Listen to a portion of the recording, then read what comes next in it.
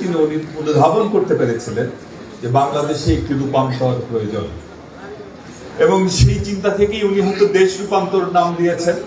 আজকের প্রেক্ষাপটে এই পত্রিকার নামটি ভেরি মাচ রেলেভেন্ট, কারণ বাংলাদেশের দীর্ঘদিনের স্বৈর শাসনের পর একটি গণতন্ত্রের রূপান্তর চলছে জনাব তারেক রহমানের নেতৃত্বে। সুতরাং দেশ রূপান্তর নামটি আসলে খুব বেশি প্রাসঙ্গিক হয়ে এসে দাঁড়িয়েছে।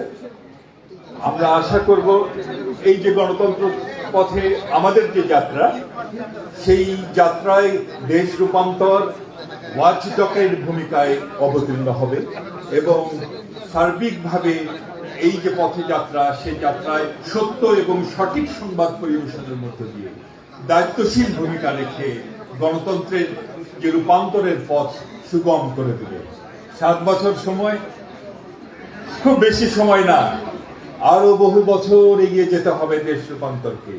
7 বছর, 50 বছর, 70 বছর, 100 বছর হয়তো ভাবছেন যে আমি বেশি বেশি বলছি। না, টার্গেটটা উপরে করতে হয়।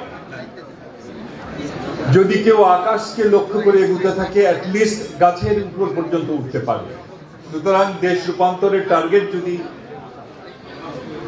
সেরকম থাকে, উপরে থাকে, অবশ্যই বহুদূর যেতে পারবে। আমি এই পত্রিকার সাথে যারা সম্পর্কিত যে সাংবাদিক ভাই বোনেরা আছেন, তাদের অনেককেই আমি চিনি, এবং তাদের সবাইকে যদি তারা কাজে লাগানো যায়, সবাই মিলে যদি একসাথে কাজ করে, অবশ্যই দেশ রূপান্তর ইতিমধ্যে অনেক জনপ্রিয়তা অর্জন করেছে এবং দেশ রূপান্তর আগামীতেও আরো বহুদূর এগিয়ে যেতে পারবে।